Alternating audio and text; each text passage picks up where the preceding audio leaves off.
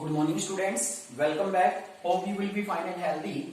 Let's continue chapter 6 population. यहाँ पर हम लोग स्टडी करेंगे population के बारे में. That is the second videos of this chapter. Here we are talking about population. In first videos that you have studied about the meaning of population, and now we will continue the topic census. As you know that the total number of people living in a particular area or region, that is called population. Population कहते हैं हम लोग ऐसे लोगों की संख्या जो particular area में रहती है, that is called population. Population कहा जाता है. पॉपुलेशन के बारे में जो हमें इंफॉर्मेशन प्रोवाइड करता है, that is called census. Census क्या होता है? इंफॉर्मेटिव चार्ट ऑफ पॉपुलेशन, यानी कि सूचना प्रदान करने वाला एक चार्ट है जिसे हम लोग सेंसस कहते हैं. तो सेंसस की जो कंपोनेंट है, देयर आर मेनली 3 कंपोनेंट, जिसके बारे में फर्स्ट वीडियोस में हम लोग 2 के बारे में हम कंप्लीट कर चुके. Population size and distribution, that was completed in first videos. And the second is population growth and change.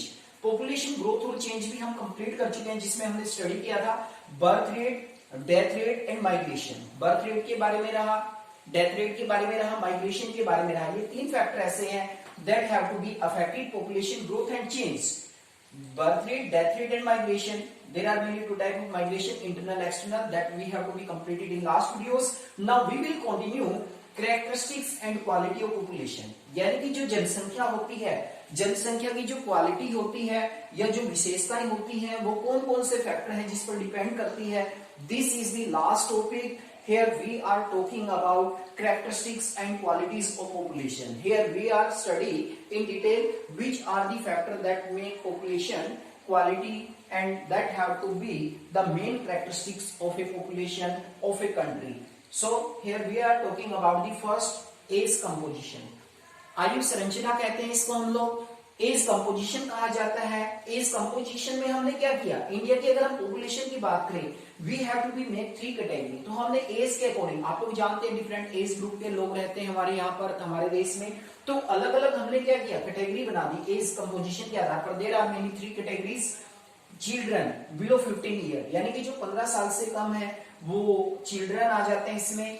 Working as, working as का मतलब 15 to 59 year, that is called work force. Economic term में हम इसको work force के नाम से भी जानते हैं. सबसे इंपॉर्टेंट जो कंपोनेंट है हमारा एज कंपोजिशन में, वो क्या है? वर्किंग एज, काम करने वाले लोग. इसमें 15 और 59 के बीच के इंक्लूड होते हैं. और थर्ड कैटेगरी है इसमें जिसे हम लोग एज्ड के नाम से जानते हैं. You can say aged people above 59, यानी कि 59 के बाद का जो पीपल है, 59 के बाद यानी कि 60 ईयर में जब व्यक्ति एंट्री करता है तो वो भी काम करने लायक नहीं रहता. तो यहां पर देखता चिल्ड्रन है above 59, you can say aged people. Depend on working age people. तो सबसे जो इंपॉर्टेंट ग्रुप है हमारा वो कौन सा है? Working age. You can say work force. ये सबसे इंपॉर्टेंट एज ग्रुप है. अगर हम जनरली बात करते हैं तो 15 से लेकर 59 इयर्स के बीच के जो पीपल होते हैं वो इस ग्रुप के अंदर हम लोग इंक्लूड करते हैं. वर्किंग एज मान देगा 15 से लेकर 59 के बीच में, that is most important component of age composition. तो हमने एज के आधार पर जनसंख्या को 3 कैटेगरी में बांटा था. 15 ईयर से बिलो है तो that is called children. Work force में हम लोग या वर्किंग एज में हम इंक्लूड करते हैं 15 to 59. अब आप लोग जानते हैं भाई किसी कंट्री में मान लो बच्चों की संख्या ज्यादा है या एज्ड पीपल की संख्या ज्यादा है, आप लोग जानते हैं ना तो बच्चे अर्निंग करते ना एज्ड पीपल अर्निंग करते. अर्निंग करने वाला जो ग्रुप है वो कौन सा है? वर्किंग एज है. यानी कि जिस कंट्री में वर्किंग एज के लोग ज्यादा हैं वही कंट्री ज्यादा प्रोग्रेस करता है, वही कंट्री ज्यादा तरक्की करता है. तो कहीं ना कहीं आप लोग देखेंगे कि चाइना और इंडिया का, मैं यहाँ पर आप लोगों को एक एग्जांपल देता हूँ. चाइना के अंदर जो वर्क फोर्स है एट प्रेजेंट, अगर हम कंपैरिजन करते हैं इंडियन इकोनॉमी की और चाइनीज इकोनॉमी की, चाइना की इकोनॉमी को हम लोग डेवलप्ड मानते हैं. एक डेवलप्ड कंट्री में चाइना को इंक्लूड किया जाता है, जबकि इंडिया को हम लोग एक डेवलपिंग कंट्री में. उसके पीछे रीजन क्या है बेटा? उसके पीछे रीजन है कि जो वर्किंग एज के लोग हैं वो चाइना में ज्यादा है और इंडिया में जो चिल्ड्रन और एज पीपल की संख्या है वो ज्यादा है. बट कुछ समय के बाद पॉसिबिलिटी है कि हमारे यहाँ पर वर्किंग एज है वो ज्यादा हो जाए और चाइना की तुलना में वर्क फोर्स है वो हमारे पास ज्यादा हो जाए, तो हम भी डेवलप्ड कंट्री बन सकते हैं. तो एज कंपोजिशन, तो देखिए यहाँ पर क्वालिटी बना दी उसने पॉपुलेशन को. क्वालिटी कैसे बनी? भाई वर्किंग एज के पीपल ज्यादा है तो वो इक्वालिटी होगी बेटा पॉपुलेशन की। अगर वर्किंग एज के पीपल ज्यादा तो वो अर्निंग करेंगे, जिससे देश का विकास होगा, देश का डेवलपमेंट भी होगा। तो that is the first component, you can say that is the first characteristics, you can say age composition में क्वालिटी पॉपुलेशन, क्वालिटी यानी कि जो क्वालिटी है पॉपुलेशन की वो बनाने में सबसे बड़ा जो इंपॉर्टेंट रोल प्ले किया गया यहाँ पर वो किया गया एज कंपोजिशन के द्वारा। That is the first content, that is the third point, you can से कैरेक्टरिस्टिक्स एंड क्वालिटी पॉपुलेशन में सबसे पहला जो टॉपिक है बेटा वो हमारा एज कंपोजिशन। आपको समझ आया होगा भाई किसी भी कंट्री के अंदर जो वर्किंग एज के पीपल होते हैं वो सबसे बड़ा कंट्रीब्यूशन करते हैं, वही अर्निंग करने वाला होता है और वही देश के विकास में योगदान देता है। तो वर्किंग एज, ठीक है बेटा, यहाँ पर मैंने इंडिया चाइना का आपको एग्जाम्पल भी दिया। Second component is sex ratio. Sex ratio को बोलते हैं हम लोग लिंग अनुपात, ratio between male and female, male और फीमेल के बीच का जो रेशियो है that is called sex ratio. Sex ratio की अगर हम बात करते हैं, लिंग अनुपात की अगर हम बात करते हैं, that is very sensitive topic in Indian politics also, so we are talking here sex ratio, लिंग अनुपात, the ratio between male and female पर 1000। 1000 जो पुरुष हैं, पुरुषों के पीछे महिलाओं की संख्या कितनी है उसी को हम लोग बोलते हैं sex ratio. According to census 2011, ये कंप्लीट डाटा मैं आप लोगों को दे चुका हूं। इसमें 2011 के सेंसस के अकॉर्डिंग हम बात करते हैं 1000:940, यानी कि 1000 मेल के पीछे फीमेल की संख्या 940 है, ठीक है ना। तो ये सेक्स रेशियो, इसके बारे में हम डिटेल से स्टडी कर चुके बेटा। तो अब बात करते हैं हम लोग literacy rate. This is the third characteristics of A population, literacy rate, साक्षरता दर। साक्षरता दर, साक्षर किसे मानते हैं हम लोग इंडिया में? साक्षरता दर की एक सिंपल सी डेफिनेशन है, a person is 7 years or above who can read, write and understood any language can put in the category of literate person। Literate का मतलब होता है साक्षर, पढ़ा लिखा। तो हम लोग इंडिया में देखते हैं एक सिंपल सी डेफिनेशन है, 7 ईयर या 7 ईयर से ऊपर का कोई भी व्यक्ति जो किसी लैंग्वेज को रीड कर सकता है, राइट कर सकता है, अंडरस्टूड कर सकता है, ऐसे व्यक्ति को हम लोग लिटरेट कैटेगरी में रखते हैं। जबकि जनरल से डेफिनेशन देखी जाए बेटा, ठीक है ना, तो ये बहुत ही कम हमारा लिटरेसी रेट था। लिटरेसी रेट को वर्ल्ड कंटेक्स्ट में बढ़ावा देने के लिए एक सिंपल सी डेफिनेशन हमारे इंडिया में क्वेश्चन कई बार आ जाता है, what is the meaning of literacy rate? A person is 7 year और above who can read, write and understood any language can put in the category of literate, यानी कि 7 ईयर या इससे ऊपर का कोई भी व्यक्ति हो सकता था जिसे किसी भाषा को लिखना, पढ़ना या उसको समझना आता है, ऐसे व्यक्ति को हम लोग लिटरेट कहते हैं, ऐसे व्यक्ति को हम लोग लिटरेसी रेट कहते हैं, साक्षरता दर में इंक्लूड किया जाता है। तो आप लोग देखेंगे यहाँ पर India literacy rate according to census 2011, 2011 की सेंसस, जो लास्ट सेंसस हमारा 2011, उसके अकॉर्डिंग हम इंडिया के लिटरेसी रेट, ये कॉमन क्वेश्चन चलता है आप लोगों के, जनरल नॉलेज के क्वेश्चन भी बनेंगे यहाँ पर, what is the literacy rate of India according to census 2011, क्योंकि लास्ट जो हमारा सेंसस बना, जो लास्ट सेंसस सेट किया गया था वो 2011 में किया गया था, 74.04%, that is the literacy rate of India. Bharat का साक्षरता दर 74.04%, इतनी सिंपल सी डेफिनेशन हमने रखी यहाँ पर लिटरेसी रेट की। उसके बाद भी आप लोग देख सकते हैं 74.04%, you can say that 26% people are illiterate, आज भी अनपढ़ लोग हैं 26% इंडिया में बेटा। इंडिया का लिटरेसी रेट बहुत ही कम है, 74.04%। मेल फीमेल के लिटरेसी रेट की अगर हम बात करें 2011 के सेंसस के अनुसार, male literacy rate according to 2011 census is 82.1%, 82 ही मान के चले आप लोग यहाँ पर। मेल लिटरेसी रेट 82.1% है, यानी कि जो पुरुषों में साक्षरता दर है वो तो थोड़ा सा इंप्रूव हुई है, काफी उसमें सुधार आया है। लेकिन फीमेल के लिटरेसी रेट की बात करते हैं तो फीमेल कहीं ना कहीं मेल से पिछड़ी हुई लिटरेसी रेट के मामले में भी। इनका लिटरेसी रेट है 65.5%। तो ये भी क्वेश्चन बनेगा बेटा। ये 3 क्वेश्चन आप लोगों के जनरल नॉलेज के बनेंगे, तीनों तरह के क्वेश्चन पूछे जा सकते हैं। What is the literacy rate of India according to census 2011, 2011 के सेंसस के अनुसार इंडिया का जो लिटरेसी रेट है वो क्या है? That is most important question बेटा।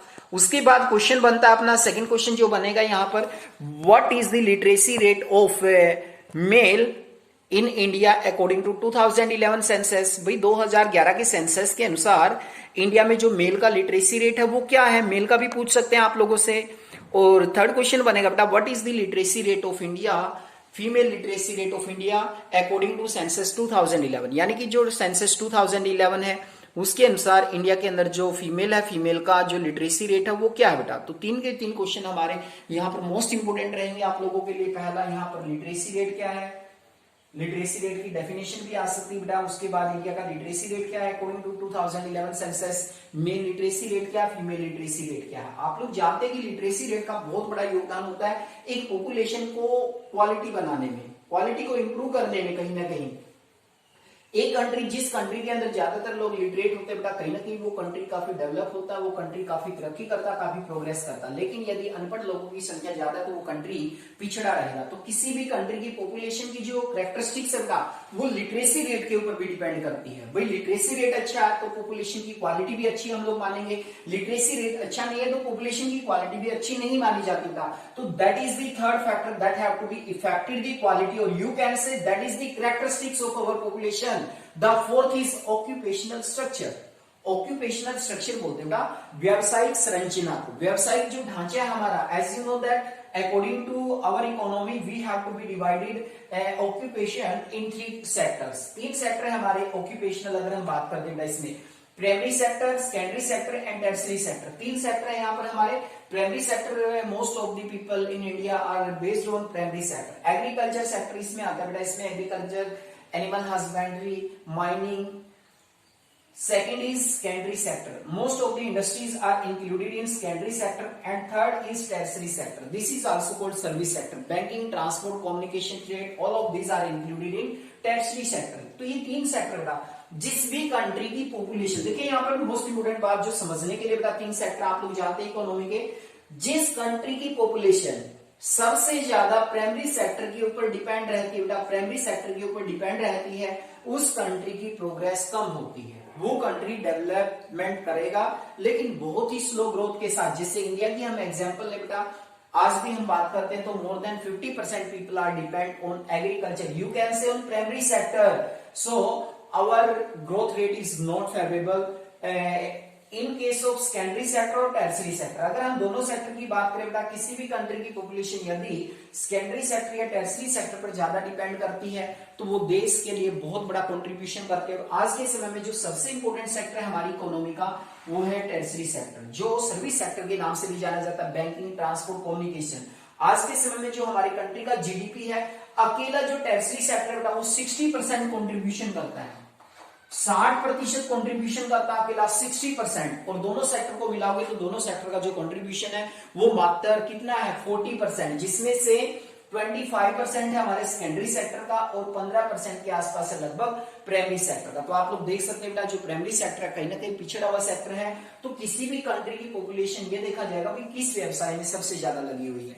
यदि वो टर्शियरी सेक्टर में लगी है तो ये मान लीजिए कि वो कंट्री प्रोग्रेस करेगा बड़ी तेज गति से, उसका ग्रोथ रेट बहुत फास्ट होगा। यदि किसी कंट्री की पॉपुलेशन प्राइमरी सेक्टर पे डिपेंड करती है तो उस कंट्री का डेवलपमेंट बहुत ही स्लो रेट से होगा बेटा।